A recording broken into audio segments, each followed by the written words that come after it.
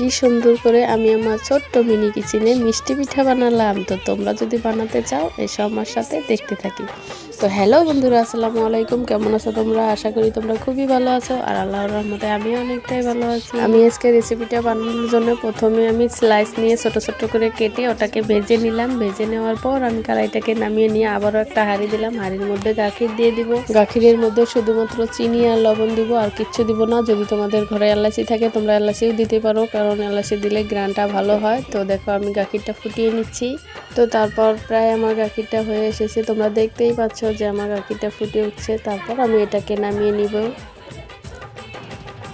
নামিয়ে নিয়ে আমার ভেজে রাখা স্লাইসের মধ্যে আমি গাখিরগুলো দিয়ে দিব। তো দেখো মাটির হাঁড়ি, তো তাই এখনো বলো করছে হাঁড়ির মধ্যে গাখিরটা। তো আমি দিয়ে দিচ্ছি। দিয়ে দেওয়ার পর এটা যখন ভিজে উঠবে তোমরা খেয়ে দেখবে, অবশ্যই তোমাদেরও ভালো লাগবে। এটা হচ্ছে আমার ইউনিক স্টাইলের মিষ্টি। তো তোমরা অবশ্যই ট্রাই করে দেখবে বাড়িতে, আর ভালো লাগলে আমাকে সাপোর্ট করবে। আর দেখা হবে পরের ভিডিওতে। টাটা।